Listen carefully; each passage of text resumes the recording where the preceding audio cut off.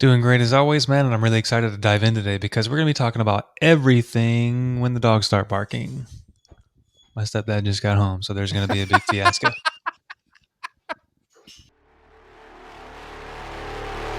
The future of music. The future of music. The future of music. The future of music. The future of music. The Future of Music podcast. Hey there, once again. Welcome to the Future of Music podcast, where we show you how to survive and thrive in the future of music. My name, you should know it by now, I hope, is Ryan Withrow, one of your hosts today. And my other host is over here. I think I do it this way and it appears properly in the video online, but in live, it's the opposite way, so it really messes me up even more. But his name is Jonathan Boyd, ladies and gentlemen. Jonathan, welcome, my friend. First of all, how are you? Second of all, what the heck are we talking about today? I'm doing great as always, and I'm really excited to dive in today because we're going to be talking about everything that has to do with artists and AI. We're going to talk about all the artists that love it, the artists that hate it, how artists like the guy from the Black Eyed Peas, Will.I.Am's, actually called it a new renaissance in music, and that's something that I say all the time, so really interested to talk about that. And then also, I think more importantly for a lot of listeners, how artists can actually profit from AI music. Really interesting. Yes. And make like an entire business out of it that didn't exist like 5 hours ago, which is really good. But before you listen to that, I need to make sure you subscribe, click the alerts, and make sure you follow. Also, make sure you comment. I love seeing you guys in there, and I'm replying directly, and so is John. So it's really good to see everybody in there. Thanks for being on the journey with us. Let's dive right in, though. John, I don't know who said it first. I don't know what came first, the chicken or the egg. But Will.I.Am has come out within the last week or two, and the exact quote is something that I feel like you've already had on shirts many times or something at this point. Literally quoted as saying that AI technology is going to be a new renaissance in music, which is really great. He also quotes that it's a very, very unique world that we're entering into. It's a new renaissance in that way.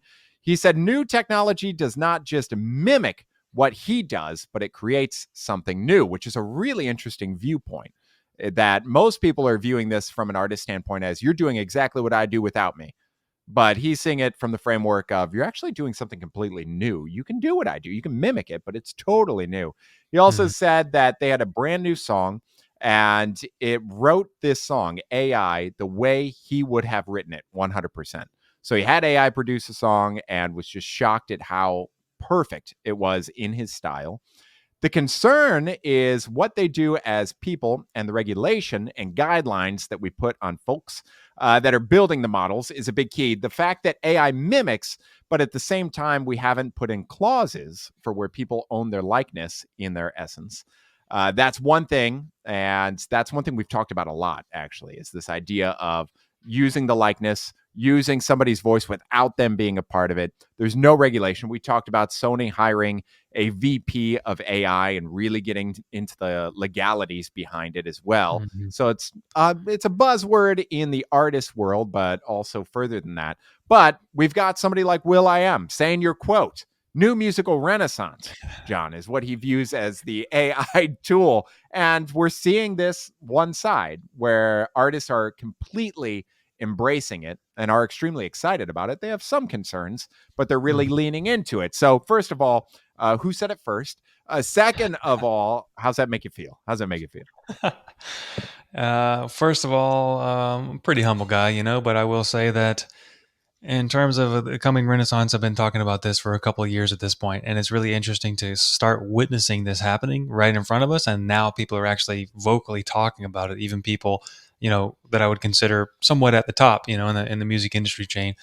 So it's really interesting to watch that happen. But in terms of the word renaissance, just want to make a distinction here that we have two different things. One is just change. So in terms of the legal side, instead of going from, let's say, all human produced music to where there's legalities around that, you have to have contracts around that, licensing, who owns what, copyrights, etc. Well, now AI is in the mix. So some things are just going to change. It doesn't mean that there's necessarily a renaissance, right? It's just a change. A renaissance means like a rebirth or a new version of something. And while the legality stuff, I mean, it's it's it's the same but different. It's a different version of the same thing. Now, when we talk about the word Renaissance, as I always talk about it, in the same way that, in fact, throughout history, there have been a lot of different Renaissances. I guess that's the plural form of that. Didn't know you were going to get history lesson today, right? But in the United States, most people are taught the Renaissance was like the scientific revolution, the realism in painting and art and all of this stuff that happened mostly in Europe, and that's just one of them, right? But the same thing, and I've been talking about this. This is the thing I've been talking about for a couple of years, is that the same thing is going to happen globally, and it's already happening in music. And when I say Renaissance, I don't mean that it's going to just change. Like the legal side is now going to include AI clauses and things like that. I mean that there's going to be new things that are possible that have never been possible before because of new technology. And in my opinion, it's going to be this have the same or a similar magnitude of an effect as something like the invention of electricity, the invention of cars, going from a horse to a cart, a horse and buggy to a car, and also the steam engine. There's a lot of things that are possible now that weren't possible with that before. Yeah.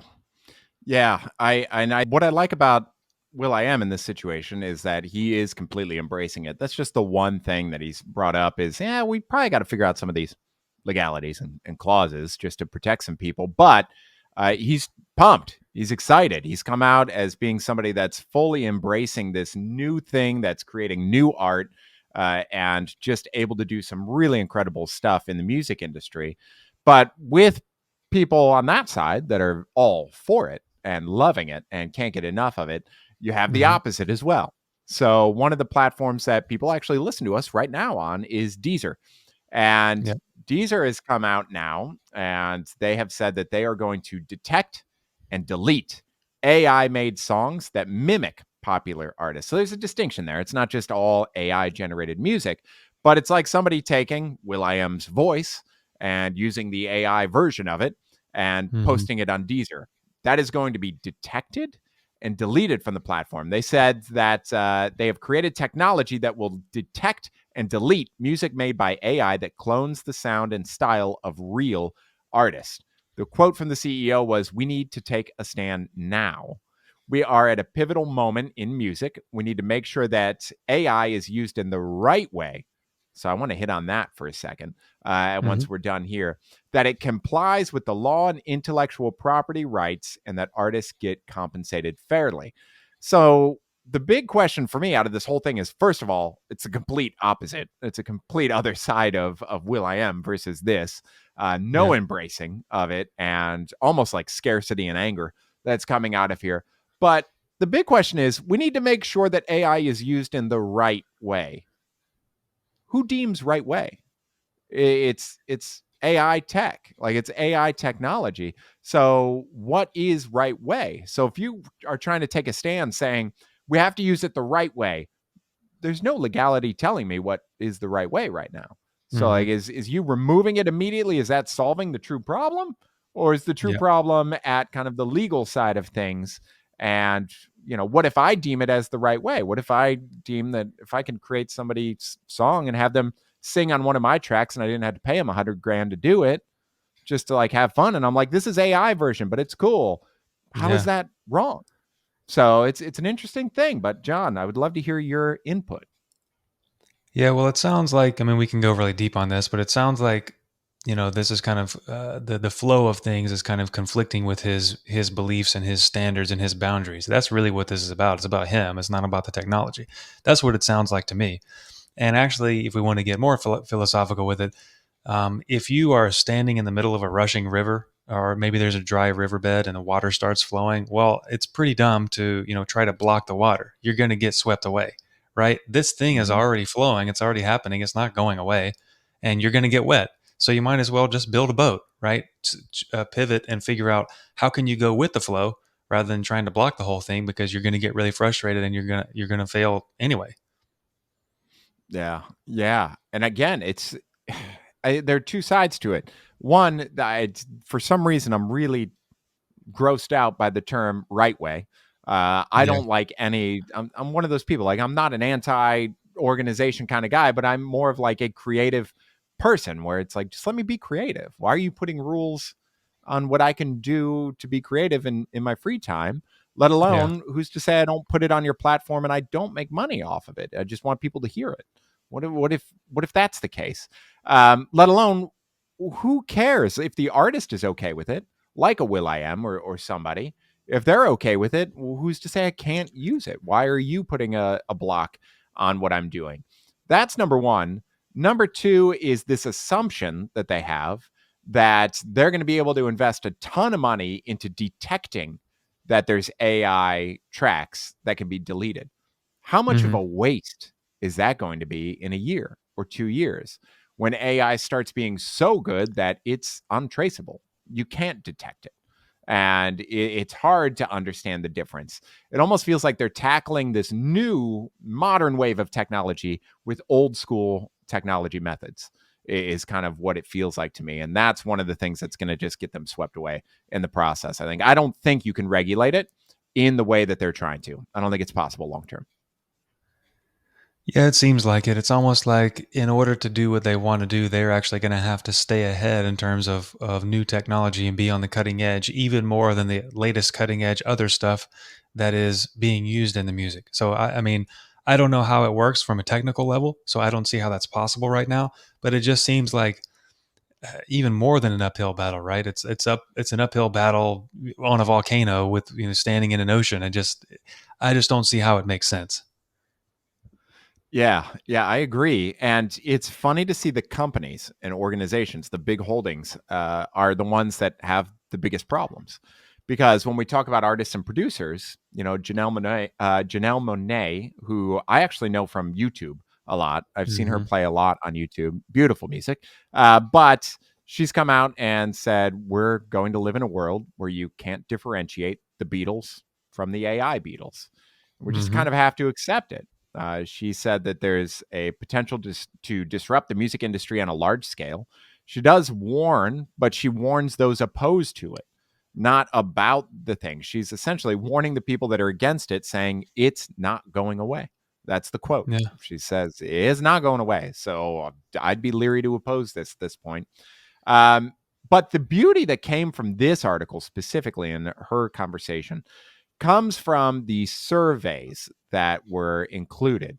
So they did some surveys around this idea of how producers feel toward AI music and kind of taking away that, maybe label side and just going right to the producers and taking away the idea of going to Deezer or to Spotify or any of those companies that are out there and just going right to the people that make music. And 73% of producers that were surveyed said that they thought AI music generators could replace them in some capacity, which is like, Mm. that's got to be terrifying. But even Yep. as you dive in there, in the same survey, only 17.3% of the producers surveyed said they viewed it in a negative way. So they're all saying, yeah, they can replace us in some capacity, but the Yeah. majority of them see it as a positive thing. They see it as a force for good. So there's this, I believe it's 34.8% of them said that it's a good thing. Producers that know it's going to take part of their job, the majority surveyed that aren't neutral in there are leaning towards, yeah, I'm okay with it though. Like it can be used for good.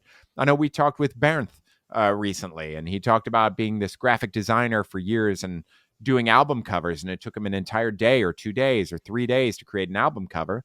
And Hmm. now he kind of embraces this AI creation for images, and it's done in 3 seconds. He's got a new cover, and at first he said it kind of sucked to realize that like my job wasn't there anymore if I ever wanted to go back to graphic design.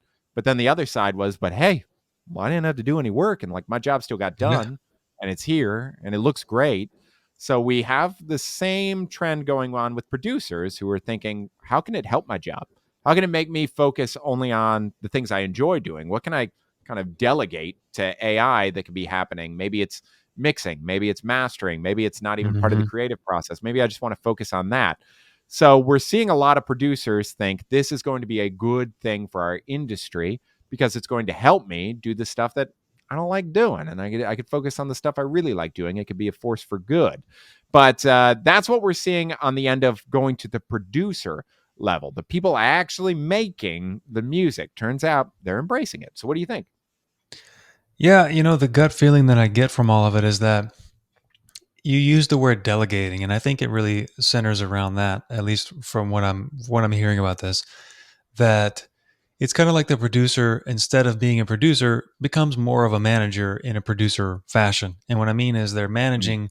They just have access to more tools, so they have access to more leverage. Where maybe the quote button pushing, or some of the low level mixing, or some just lower level jobs that are kind of roll up the sleeves and get it done just because you need a good mix. Maybe that doesn't have to be done by them anymore, right? Maybe it saves them a lot of time.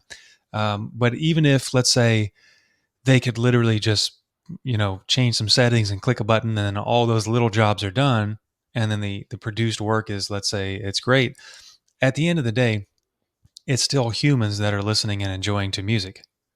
So they're mm. they're listening to the music and enjoying it, and only the humans know what they want to hear. So I think in this case, the producer obviously is a human, and they are going to be able to bridge that gap between the way that they want something to sound because of whoever wants to listen to it, or the audience that wants to listen to it, etc., versus a machine spitting out something that may or may not. It might be in the ballpark, but I still think it's going to take a person, to put that human touch on it. Yeah. And I agree. And I think it is just all about understanding. At first, it's not going away at all. It's here to Hmm. stay. And we talked about this in a previous episode as well, where a lot of times at this point, we would have seen a drop in users in adoption of this process, or of this idea and concept of AI music. But instead, we see the complete opposite. It's just Hmm. full on just going up, like we haven't even hit near the mountaintop as to where we're headed. So we have to accept it as musicians, as listeners, as companies, and as people writing music. Just start to embrace that this is more than likely where we're going for the next X amount of years. It's time for music to make a change. As long as we make sure that it's for the better and we're still doing what we enjoy, expressing ourselves in music, embrace it, because honestly, it's going to make your job a lot easier. If you could get a melody and you're like, man, I really want to get a new synth sound out of there. I'm kind of thinking I want it to sound like this with a little bit of a difference. Instead of having to plug in all of those plugins and make all the tweaks to Yeah. the dials and everything, just being able to type into a thing, I want this sound kind of like Hmm. that with a little more reverb. Go, boom, and it's done. Like that, it frees up the creative process and ability to be more creative, because you're not snapping out of your creative brain to figure out how to Totally. use a computer, right? Which I still have trouble. I still don't know how to play on the computer. Solitaire beats me every time. Can't figure it out. And free ski, that Yeti Oh, gets yeah. me Give up on that one. every single time.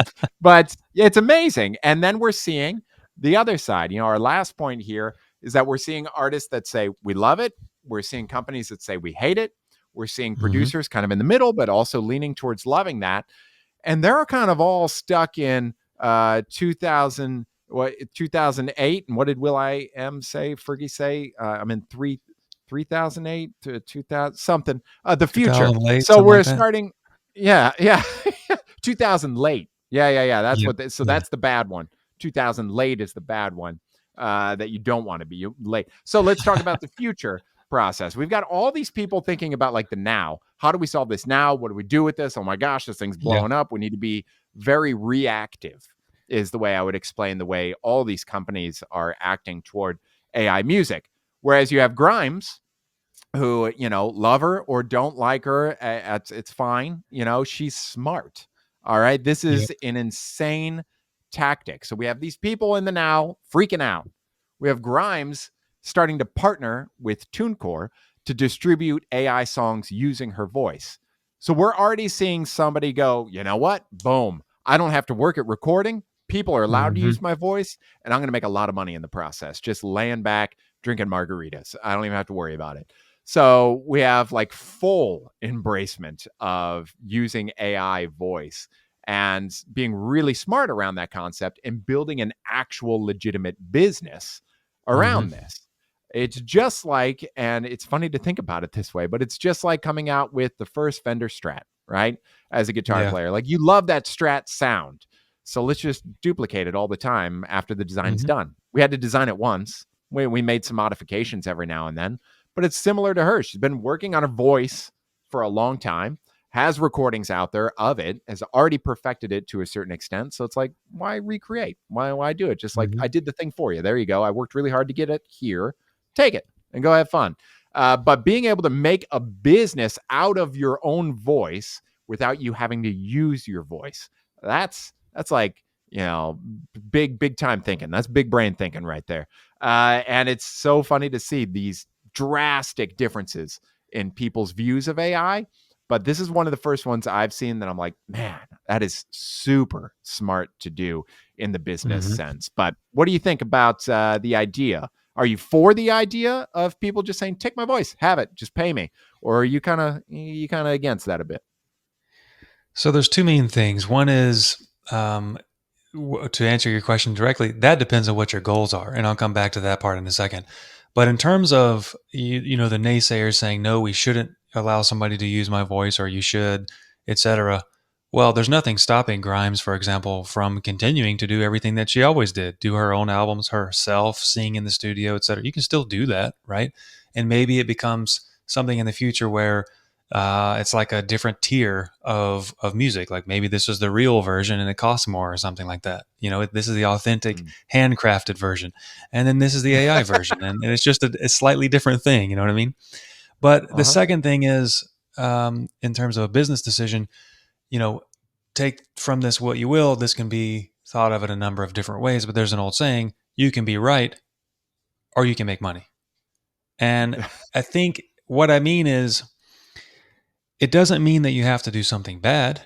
But what I'm saying is, while everybody is arguing whether it's right or wrong, Grimes is taking advantage of it and making money on it, taking advantage of the trend. The trend isn't going anywhere. She's using that smart business acumen and taking advantage of, okay, how can I profit from this thing that's already happening? I don't have to do any more work. I can license it. I get paid royalties. I'm not doing anything.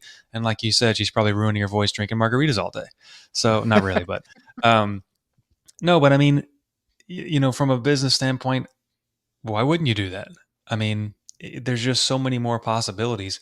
And this is the last point that I wanted to say, which is kind of a deeper topic that I think a lot of listeners, when if you're an artist and you're trying to kind of make your own way, I think one of the most important things that you can grasp, especially nowadays, because this is becoming more and more important, is the idea of brand equity.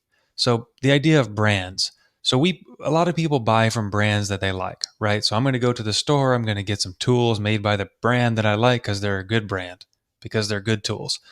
Whether the tools are good or not actually doesn't really matter. I think they're good. Therefore, in my mind, they're good, so I buy the tools. So, in terms of Grimes, you mentioned earlier that she had already spent all this time and already spent all this effort building up her name, building up her vocal skills, building up these songs, etc., to where she started to have a following. In other words, she started to have some brand equity. So Grimes becomes a brand, and she builds this brand loyalty, this following. And when you have that, well, now she's in a position. It's just like the same thing. I always tend to go philosophical, right? It's just the same thing as a tree. A tree goes up and then it branches out. That's exactly what she did. She put in all the effort and all the time and all the energy, and she grew her brand equity up. And now she's in a position to be able to branch out by licensing AI voices, doing whatever. And when I say brand equity, we notice this same theme with sports stars and celebrities, right? You see so and so making a movie, Brad Pitt, for example. He's in a lot of movies, he becomes really popular. And then what do we notice? We notice that, oh, now he's in a cologne commercial. Now he's in a shoe commercial. Now he's holding the Capital One credit card, something about what's in your wallet or something like that. And the same thing with sports stars. You see Roger Federer, for example. I think one of the highest, sponsored athletes of all time. He plays on the tennis court for 20 years, becomes one of the greatest, arguably the greatest of all time. And now he's making shoes. Now he's making watches. Now he's not making them, but he's representing them. And that's part of the Mhm. brand equity that I'm talking about. So, everybody listening who is wanting to get in on the game, so to speak, or if you're an artist, or if you're a producer, if you manage artists, etc., think about that in terms of brand equity. and what is the value of that brand equity. So building that brand, and then how can you leverage that by doing other things like licensing the voice, licensing apparel, licensing merchandise, etc. There's so many opportunities with this. And at the end of the day, the way I see it is, on the music side, if the music's good, who cares who made it? It's good to Mm-hmm. listen to. And on the business side, there's more leverage than ever. There's more opportunities than ever to make money out of it and do whatever it is that you love for a living in the music space. So, you can choose to look out. You can choose to look at it however you want, but I choose to look at it in a way that there's only positive opportunities from all this. Yeah. Yeah. And I think that just like anything, there's going to be people that are using it for good and then people that are using it for worse. But that's just humanity. That's just what happens, right? And you have to understand that, Hmm. no matter what it is, that's going to happen. So it's being in that bucket. Do you want to be on the side of like scared and being in that Hmm. scarcity mindset, or do you want to just embrace and enjoy and try to be positive about it and figure out how to make it work for you?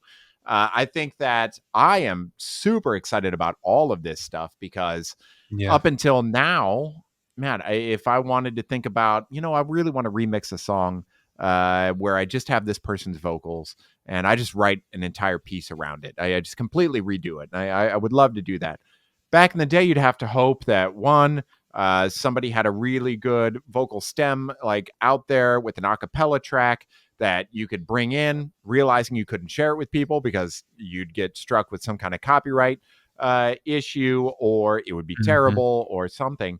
But now it's giving me the access to that stuff, just like anybody else. So for me, this is a huge deal because now when you think about, I could write a song and I could be like, you know what? Let me just pay some money and get Grimes on the song. Let's see what it Yeah. sounds like. Let's see what we can do. It's allowing me to access people and artists and instruments and everything that I would Hmm. never have been able to touch before. Even if it's Yeah. not them, it's close enough. Like it's cool. It's fun.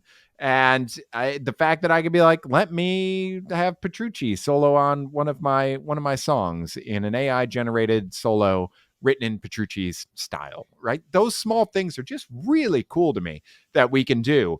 And we could do them quickly. We don't have to wait. We don't have to go through the bureaucracy of going to a manager and an agent, having them actually do it, and going through the payment amount. It's amazing to me that we're at this point and people are making good money and good business decisions based Yeah. on this thing that people don't know what to do with right now. Some people are in between. A lot of people, I should say, are in between. But it's Yeah. smart. It's really smart to be in the forefront and go, you know what? I don't care what it is. Let's see what we can do for profitability. Let's see what I can do. Exactly. Yeah. I mean, as long as it's Wonderful. moral and ethical, right? So I mean, that's Yeah. the thing. It's, Yeah. it's not like it's not like we're talking about digging up graves and profiting off of that. I mean, it's something that's totally harmless. There's nothing wrong with that, right? So Do you have anything you yeah. want to tell us? Because you went to that digging of graves pretty quick. Is there anything you want Well, to actually, I was thinking about. I went to a monster truck show when I was little, and they have Gravedigger, and I was actually thinking about that yesterday. So maybe that's where it came from. Yes, yes. Good save. In any Yeah. event, we'll continue to keep everybody updated. I'm really, again, and let's also just one last closing thought on my end before I go to you. We didn't even talk about the business side outside of the artist. So we've got Yeah. TuneCore, and it's a connection with them and a joint partnership with CreateSafe, which is an AI development studio.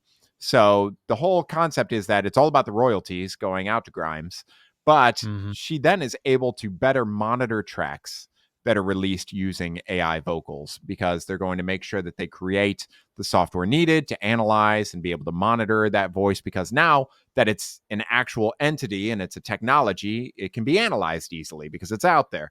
So they're able to find those a lot more effectively, unlike Deezer, who's like, oh, I don't know, if it triggers it, you're gone. Yeah. It's a better system and process behind it. But these companies as well that are coming out, seeing the opportunity and kind of raising their hand to be like, who wants in? Who wants in? Who wants a partnership? Because this didn't exist 2 months ago. We're ready to make Hmm. some money. So it's Hmm. it's providing a lot of benefits for artists and then other organizations, other tech companies out there that are coming along with this ability to make this happen and manage this that couldn't do it months ago. It just wasn't a thing. Yeah, I mean, it's fascinating. And, there's so much more development and there's so much more that we didn't get to talk about today. And I guess I'm going to go ahead and share some closing thoughts here that there's so many opportunities. There's so many different pockets of people that there's so many different ways that this can benefit not only from the artists but from the hobbyists to the business side of the business people, the producers, the managers, anybody that's involved in this. And also something that we should dive deeper on a future episode is the common person, who always had a dream of maybe doing something in the music industry but just kind of messed around with the guitar or the piano or something like that. That's most people, right? Things like this can there are so many opportunities now, I think, where you can maybe, even if you don't make it a full-time thing, maybe you do something on the side. Maybe you just do something for fun, like playing guitar on the side. There's actually a way that you can monetize it a little bit, or generating some kind of AI music and making a little bit of money on the side from that, becoming, like, as they say, a side hustle kind of thing.